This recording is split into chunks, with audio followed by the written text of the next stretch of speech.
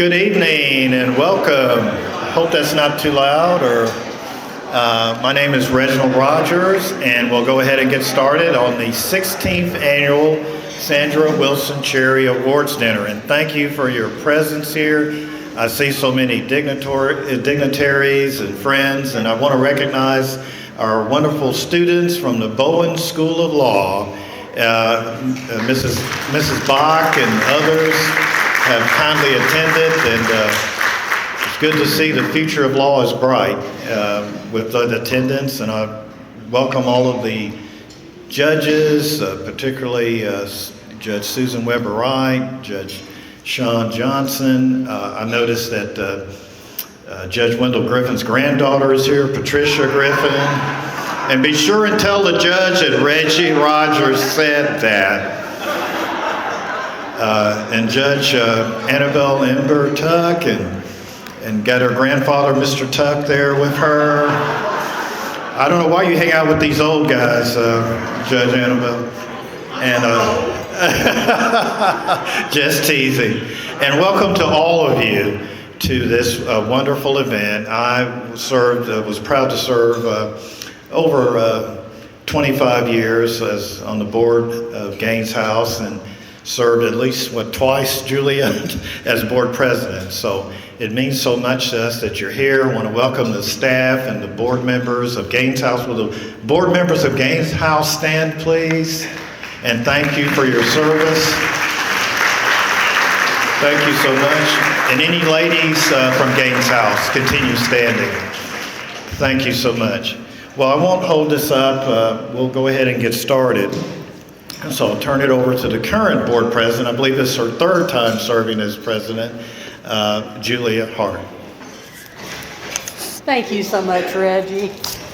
Unfortunately, we've had some technical difficulties. We were going to have a very wonderful, very recently made video to share from the ladies, talking about their experience at Gaines House and how important Gaines House is to them and what it means to them. I will tell you that since we don't have the capability to show that right now, please go to Facebook, the Gaines House, and you can watch the video there. It's about a minute, it's under 2 minutes long, but it's very, very informative, and I think you'll just love it. So now, I would like to go ahead and, as we start dinner, let us pray. Most gracious and loving God, we thank you for this gathering of caring people who have come together to celebrate two extraordinary women and the contributions they have made to our state and our communities. We are grateful for their efforts on behalf of the residents of Gaines House, who are members of an often marginalized group of your children.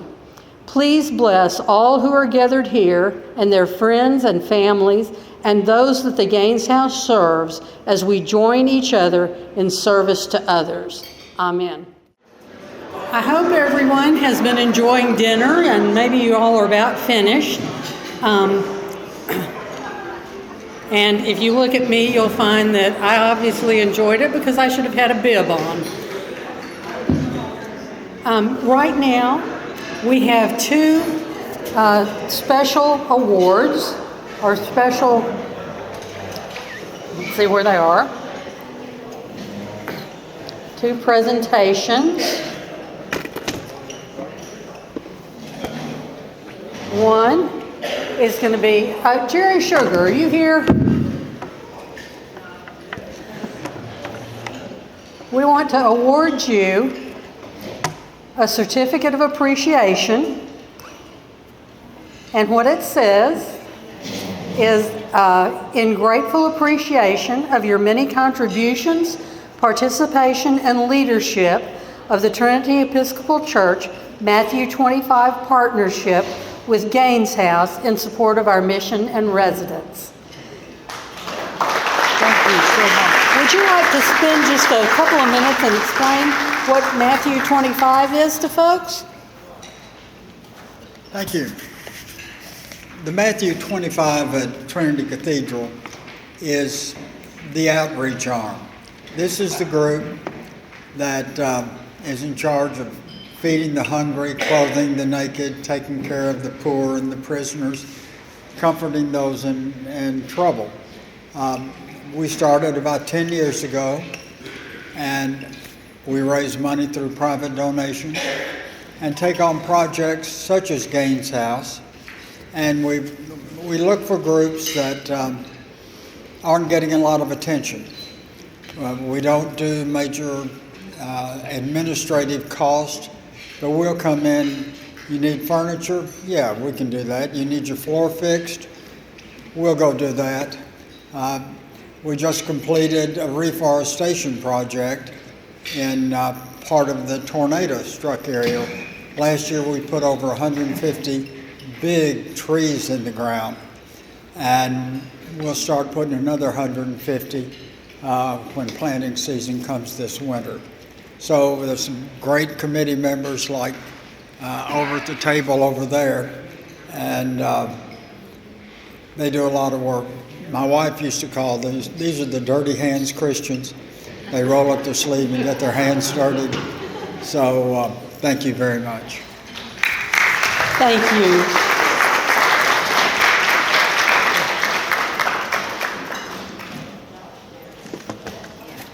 Now our next certificate of appreciation is awarded to Meredith Corning. Huh.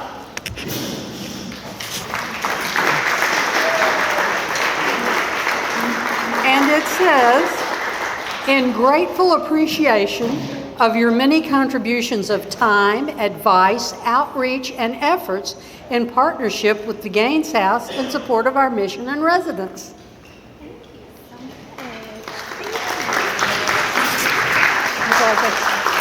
Say something. It has been amazing learning more about the Gaines House this year. I had no idea I was getting this, sorry.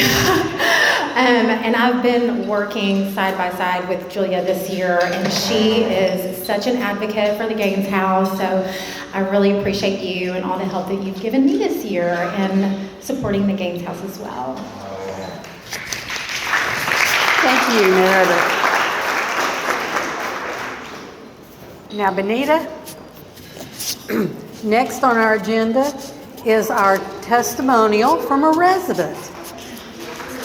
And Benita is our executive director, and she is going to introduce our speaker. Hello, everyone. Thank you for coming out tonight. We really appreciate you supporting the Gaines House. I have standing next to me is Miss Gina Boyd. She's been at the Gaines House for 2 months. She came from Memphis, Tennessee. She chose to take a leap of faith and relocate to Little Rock, and so she's going to share her story with you. Good evening, everyone. Thank you. Thank you.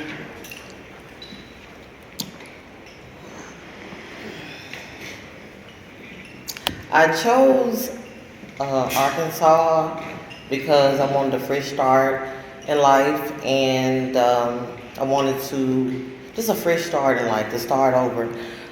Coming from Memphis, Tennessee,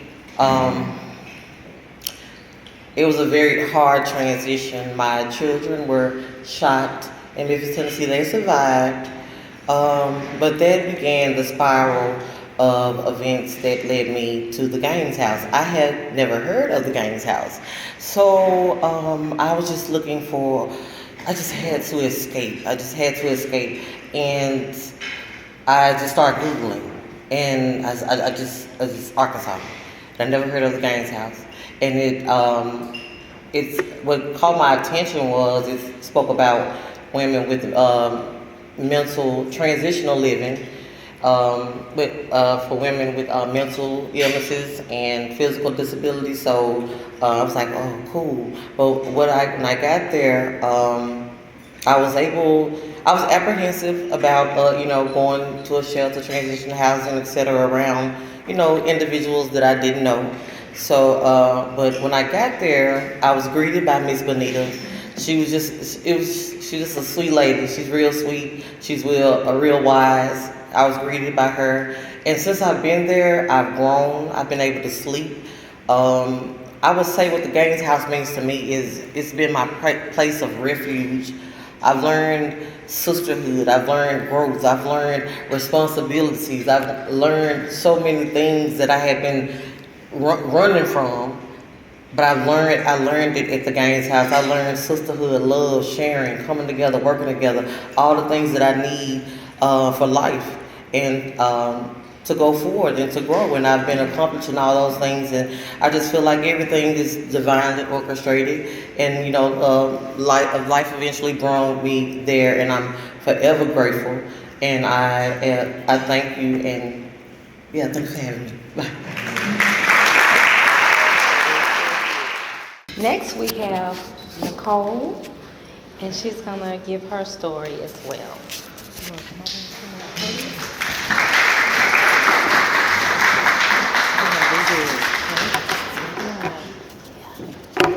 So,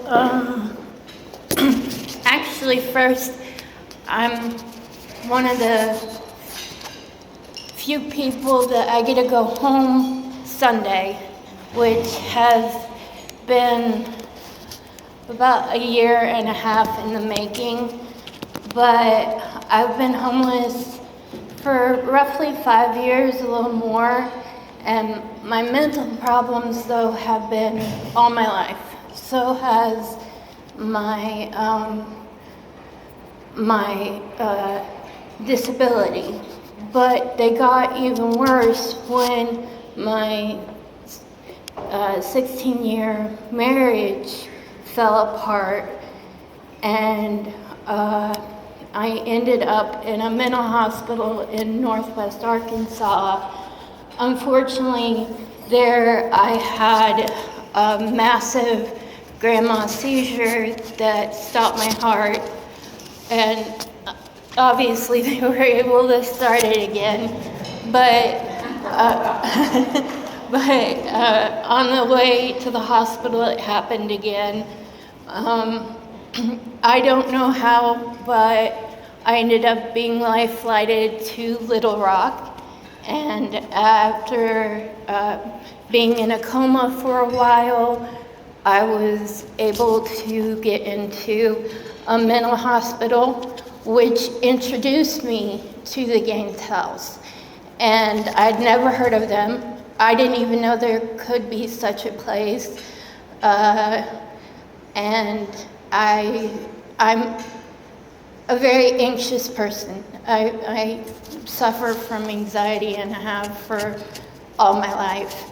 And so when I first got there, my anxiety was overwhelming. Everybody there was extremely friendly, and they all wanted to just help. Staff was beyond reliable, beyond kind, and there was nothing that I needed that they wouldn't help me with. Last month, unfortunately, my father passed away, but they were there for me. It was sudden, and they comforted me, and they did everything that people who are in a homeless shelter, I don't think they would do. I've never been in a homeless shelter, but I have been in the Gaines House, and I imagine that they went beyond what they had to do. They also helped me find housing in Northwest Arkansas, which is where I'm going to Sunday, and because of them, even though you can tell my anxiety is still really high, because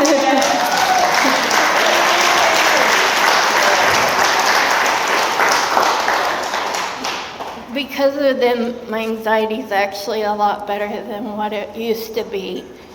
The women are, the residents have been helpful, the staff has been helpful, but beyond that, they make it happy every day, which you don't get in life. You don't get to smile every day for some small reason. And I've been grateful. I don't know how many times I've recommended the Gaines House to people, to women, because it helps. And I will continue to recommend it, even though I'll be in Northwest Arkansas and I don't think they'll want to come all the way here. But you never know. But I will always be grateful for what I learned, for what was given to me, and for what people here, all of you, do for the Gaines House, have done for the Gaines House. We appreciate it. We notice it. Whether you think it or not, we know that without your help, without your guidance, we wouldn't have a place to stay. So thank you very much.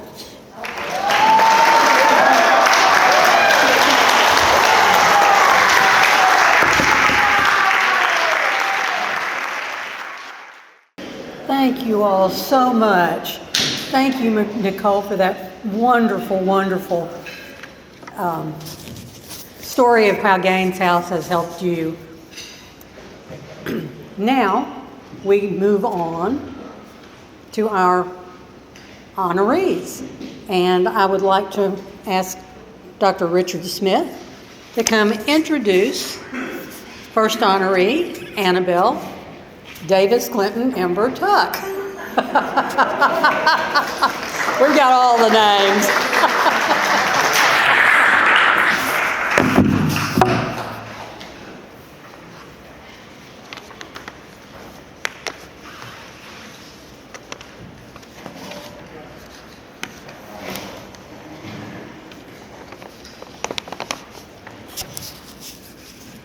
I'm honored to be here tonight in celebration of Gaines House.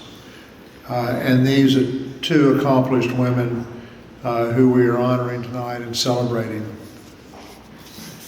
I first heard of Gaines House in 1974. Gaines House was 7 years old. My wife, Susan Sims Smith, was in graduate school of social work at the time, and one of her practicums was to work with a faculty member and a small group of students. I know it was as a shock to everyone here tonight, but Gaines House at the time was facing some financial challenges. I'm sure it never faced financial challenges before since 1967. The task of the practicum was to determine, quote, determine the feasibility of the continuation of Gaines House. So this is 1974, and they were worried about, are we going to make it, are we not going to make it, and how do we make it? Well, the practicum and all of your hard work did a wonderful job, because tonight we honor this outstanding organization that has been doing its job for 57 years, which is outstanding.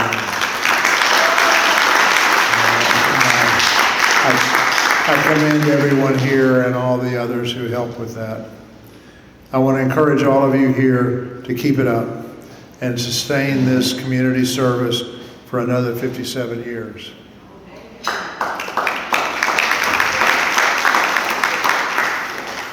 My primary honor tonight is to introduce a dear friend, a distinguished and wise jurist, and a kind, hardworking, and generous advocate for social justice, Justice Annabelle Imber Tuck.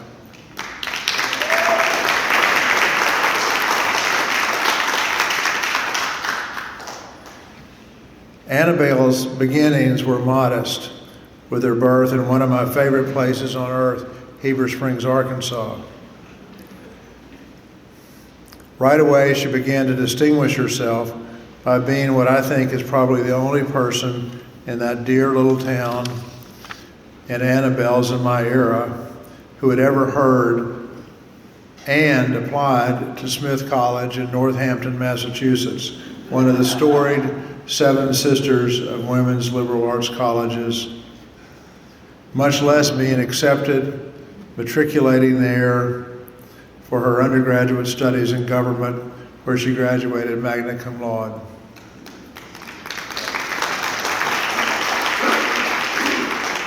Even more unique than that, I bet that Annabelle is the only person that any of us know who studied for a year at the University of Geneva at their Institute for African Studies. Think about the Institute, University of Geneva and an Institute for African Studies. I mean, it doesn't quite fit. That's got to, and this is late 1960s, maybe 1970, couldn't tell exactly. That's got to be either an unusual academic experience or a great place for a 20-year-old to hang out for a year in the middle of Europe with great train service to some of the most exciting places on earth in the late 1960s. You got to admire somebody with that much foresight and strategic thinking. After a brief stint in Philadelphia following college, she settled down for the drudgery of law school. First at Bates College of Law at the University of Houston, and finishing at what is now the Bowen School of Law, where she received her Juris Doctorate and was an editor on the Law Review. Right after law school, she joined Wright, Lindsey and Jennings law firm. At the time, she was one of the precious few women attorneys in the big corporate law firms in Little Rock. And Annabelle and I counted up tonight a total of 3 who joined firms about that time, and that was it. They were in those big firms. 7 years later, she was appointed circuit judge for the 5th Division of Arkansas by Governor Bill Clinton. While on the bench, she either had the good fortune or the misfortune of drawing the case that became known as the Lakeview case. Alternatively, instead of drawing it, all the sitting judges, who were probably men, could have all stepped back and said, let the new kid have this assignment. She needs it, and we don't. That's supposed to be funny because it's classic male behavior. In any event, Judge Annabelle, and I apologize, we just talked about other terms you might get called in a courtroom. I didn't want to kind of go through the whole thing, and I didn't want to call her Annabelle, just so I assume that's going to be okay as a friend because I'm not an attorney. In any event, Judge Annabelle went on to find that the statewide school financing system violated the equal protection and educational provisions of the Arkansas Constitution. A case that 40 years later is still having a positive reverberations on public school education in our state. So thank you for that judicial finding, and it's made a huge difference. She returned to Wright, Lindsey and Jennings briefly, and then subsequently was elected to the chanceryship and probate judgeship of the 6th Division of Arkansas, where she served with distinction until 1996. That fall, she was elected as the first woman justice to the Arkansas Supreme Court.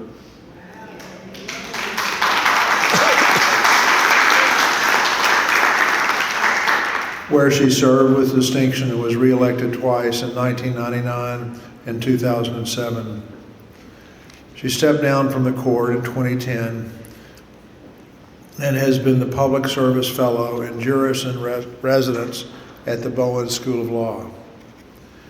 Now, notice I said stepped down, not from the Supreme Court, not retired, because it was then when she really went to work for numerous unpaid legal, social justice, religious, healthcare, and policy groups, and I mean all of those.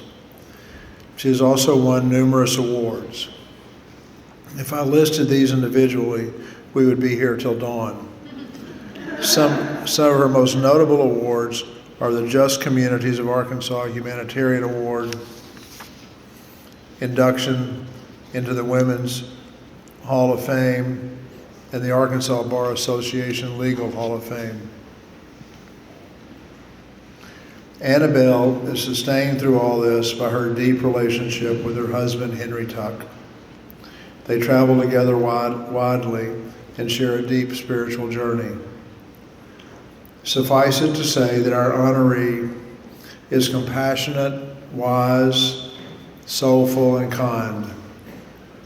These qualities are deepened by her deep Jewish faith and sustained by her spiritual practice of Mazar, where she does truly become her best self. Annabelle, we're fortunate to have you as one of our Sandra Wilson Cherries awardees tonight. Thank you.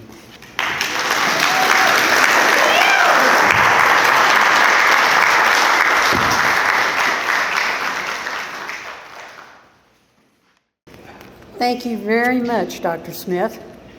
Really appreciate everything you've said about our beloved Annabelle. And now I'd like to have Dr. Patricia Griffin introduce our other honoree, Joyce Williams Warren. Thank you very much.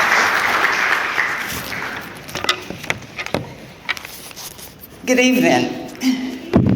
It is an esteemed privilege for me to have this opportunity to introduce the Honorable Joyce Williams Warren as one of the recipients of the 2024 Sandra Wilson Cherry Award.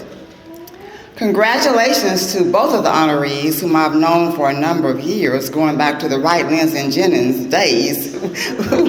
Just how quickly the time gets away. But both of them have given tremendous service to this community. Both are recognized for their remarkable achievements and dedication of public service. In a quote by President Julia Hart about the Gaines House, she states that these exceptional women have left an indelible mark on our community and continue to inspire through their ongoing efforts. Oh, by the way, Judge Griffin sends his congratulations. He's traveling. That's why he's not here tonight. Please allow me a moment, just a brief moment of personal privilege. U.S. Attorney Sandra Wilson Cherry, Judge Warren, and I were parents of children at the Cathedral School many, many years ago. Judge Cherry was the president of the Parents Association and would host us in her home for Parent Association meetings. Jane Wilson Cherry, her daughter, was there, Justin Warren, and we had two sons there, Martin and Elliot, were at the Cathedral School together. And it was always wonderful to be in her home. She was just so warm and gracious. And in the midst of our busy professional schedules, we allowed time for our children through the Parents Association and other activities at the school. And on another personal note, Judge Warren and I are mothers of Eagle Scouts. Yes, one of whom is here tonight. She has 3, and I have 2, and we were both members of the same troop. 604, was that right? Troop 604, one of the best. And Martin also sends his congratulations to you, Judge Warren. And we've shared many adventures about our scouting trips or getting out of those scouting trips. We were not campers growing up. Judge Warren has an established history of first. Time does not permit me to tell it all, and it's difficult to select the most outstanding accomplishments. She has a stellar career in the legal field and a long history of service to our community. Although retired, she continues to remain active in various organizations in our community and is continuing to make a transformative change in our community. She is a loving and devoted wife, mother-in-law to 3 daughters-in-law, grandmother, and a great-grandmother, areas which serve to inspire all of us. I do want to just lift a few highlights from her bio, which is printed in the program. Judge Warren is the product of educators. Both of her parents were educators, and she was greatly influenced by her grandmother. Her grandmother had a very special place in her life. She has been strongly and deeply rooted spiritually and religiously, and currently serves on the vestry at St. Margaret's Episcopal Church, and I just learned tonight that she's a warden for the next. I'm Baptist, so I'm not familiar with all of these positions. I think that's like the head deacon in charge of the chair of the deacon committee. At any rate, she has been promoted to another position at St. Margaret's Episcopal Church. She was one of the first 10 black students who integrated West Side Junior High School and later graduated from historic Central High School. She was the first black female graduate of the University of Arkansas School of Law, currently the Bowen School of Law. She was the first black law clerk for the Arkansas Supreme Court, served as Assistant Attorney General to former Attorney General Bill Clinton. She practiced law for a brief period of time, but then she returned to the judiciary, where she was the first black female judge in Arkansas appointed as a juvenile court judge, first black female and first black chairperson appointed to the Arkansas State Board of Law Examiners. From 2012 and until her retirement, she served as the 10th Division Circuit Judge in the 6th Judicial District for Pulaski and Perry counties. Recognized as Juvenile Judge of the Year in 2000, for 4 consecutive years, she was selected by the Arkansas Business as one of the top 100 women in the entire state of Arkansas. That deserves an applause. She has served on numerous councils and boards. She's a published author, recipient of many awards and accolades. In 2023, she was inducted into the Arkansas Hall of Fame and the Arkansas Black Hall of Fame. In 2024, she was inducted into the Arkansas Bar Association Legal Hall of Fame. And in 2024, her family, listen to this, her family established the Judge Joyce Williams Warren Juris in Residence Fellowship at the Bowen School of Law for other aspiring. Yes. I could go on and on, but her brief bio is in the program there. But not only has she been the first, she has been a trailblazer for others to follow. And she is leaving a remarkable legacy, not only in the legal profession, but in the area of social justice, community service. Yet, amid all of these outstanding awards and accolades, her greatest accomplishment occurred in 1972 when she married the love of her life, James Medrick Butch Warren, who is here tonight. Behind every great woman is a great man, James. James has been a devoted husband. He has been her personal cheerleader. I call him her publicist and soulmate for 52 years. Congratulations. And as I mentioned, she is the proud mother of 3 sons, Jonathan, who is here tonight, Jamie and Justin, the grandmother of 11, the great-grandmother of 1, the mother-in-law to Courtney, Cassie, and Heather. At this time, it gives me great pleasure to present the recipient of the 2024 Sandra Wilson Cherry Award, my friend, for a number of years, the Honorable Joyce Williams Warren. Congratulations.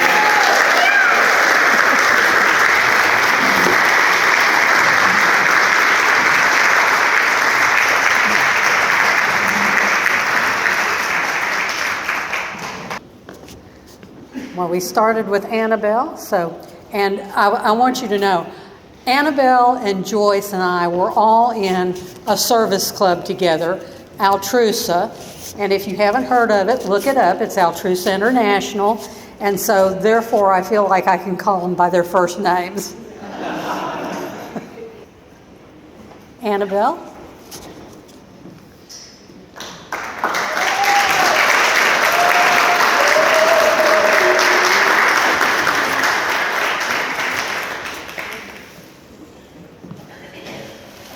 Flowers in front of them.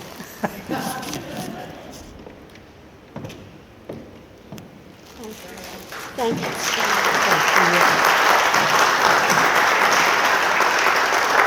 And Joyce.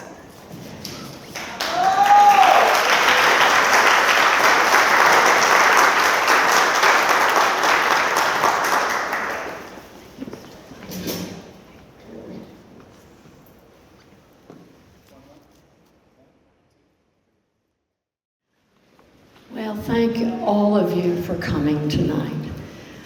I really appreciate your presence because it shows your devotion to helping others. And that is what it's all about, isn't it? I'm so grateful for Dr. Rick Smith for his willingness to introduce me tonight. Little did I know when I called him how much history he and Susan, his wife, had in connection with Gaines House. I didn't even know that. But he and I have been involved in an advisory board on public health policy for several years, and I just thought he was the perfect introducer on something that I consider very important, which is mental health. Gaines House has a special place in my heart. One of my brother's daughters, who is now 65 years old, has struggled with mental illness since her early 20s. At times, she could work and live independently. Unfortunately, she found it difficult to maintain compliance with taking prescribed medications, which resulted in several hospitalizations. My family will be forever grateful for the home environment Gaines House provided my niece as she attended an outpatient treatment program. So this is very personal to me tonight. Now, this award is named after my dear friend, Sandra Wilson Cherry, of blessed memory. I would like to take this opportunity to share some reflections about Sandra's career and community service. She started out as a teacher in the Little Rock Public Schools before deciding to go to law school in the early 70s, which is when I went to law school, which is when law schools were just beginning to admit more women. After graduating and passing the bar exam, Sandra went to work as the first woman U.S. District Attorney. She served 28 years in that position, with a short 2-year break to serve as the first woman Arkansas Public Service Commissioner. As a leader in the legal profession, Sandra was a trailblazer. She was dedicated to increasing the organized bar's membership and diversity. She was one of the first 2 women elected to serve as president of the Arkansas Bar Association. And Sandra loved to mentor law students and young lawyers, including serving as a trial adjunct instructor at the UALR Bullen School of Law. Now, Sandra's many community activities, other than her legal career, were on many boards. The Arkansas Community Foundation, Good Shepherd Ecumenical Retirement Center, Arkansas Hospice Foundation, the Junior League of Little Rock, and of course, as president of Gaines House.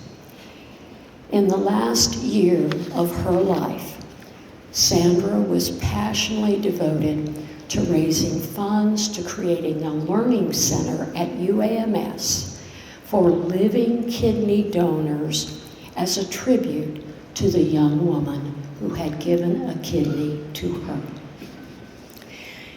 In preparing these reflections, it became crystal clear to me that my friend Sandra blazed a trail for many of us young women, including me and Judge Joyce Williams Warren. We are here, standing on her shoulders. It is with heartfelt gratitude that I accept the 2024 Sandra Wilson Cherry Award, and thanks to everyone who participated in planning this wonderful evening. Thank you very much.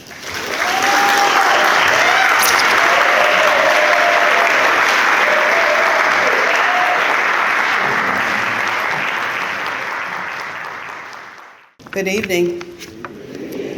The thing about coming after someone else is they've pretty much given your speech. But some things are worth repeating. I will begin with thank yous. The first and most important of which is to God, who has lovingly brought me thus far and will continue to lead me on the path he directs for me. Dr. Patricia Griffin, my dear friend, I am honored that you accepted my request to introduce me, and thank you for such a beautiful introduction. I thank the Gaines House Board of Directors for choosing me to receive this wonderful recognition. Congratulations to my co-honoree, Annabelle Imber, who is also a dear friend. I am fully aware that any honor or recognition that comes my way is not mine alone, and I accept this award with thanks and love to those who have helped me to achieve it.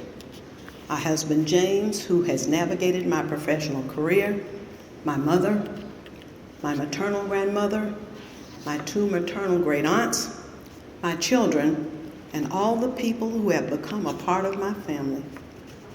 It always amazes me how connected we are as humans. I was fortunate to know Sandra Wilson Cherry. She and I were members of the same profession, some of the same organizations. You heard what Pat and Annabelle said about the other connections.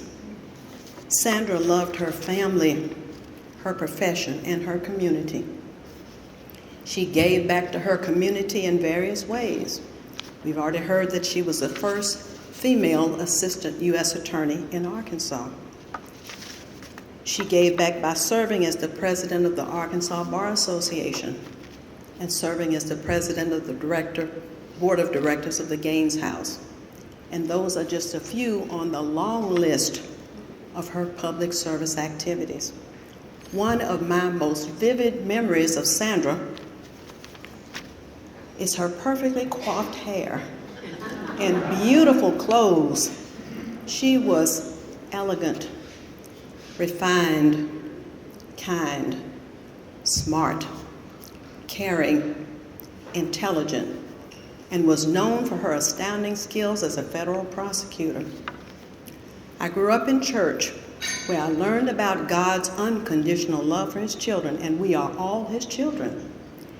And I knew his commandments to love him first and foremost, and then to love our neighbors as ourselves. Love is an action verb. Saying I love you is good, but demonstrating I love you is what transforms hearts, minds, and lives, making the world a better place. By demonstrating unconditional love and support for the women who have participated in its programs, the Gaines House has changed many lives in many positive ways. I was a member of Altrusa International Little Rock Club for many, many years. I don't know when I stopped being a member, but I know I started in 1983. Altrusa, which is a nonprofit community service organization, was part of the coalition that established the Gaines House in 1967. That's another connection with Sandra I didn't know I had. I already heard that Annabelle, Julia Hart, and I were in the Little Rock Altrusa Club together. Yet another connection. I chose a career of public service, and I loved every job I ever had. But the best job I ever had was the last job I ever had, outside of the home. And that was as a circuit judge who presided over a problem-solving court. None of us can navigate our life alone. We are not created to be alone. It is only when we give of ourselves and show that unconditional love by sharing our time, talents, and resources with those who are in need, and we are all in need. Then we are truly able to forge a bond of unity across the great divides of race, color, class, religion, gender, neighborhoods, and income. Too many problems seem absolutely unsurmountable, but I cannot let the seeming overtake the possible. I can only do what I can do to help make things better. I have hope that things will get better. Otherwise, without hope, there is despair, and despair is damning. We can and we must do better. Thank you.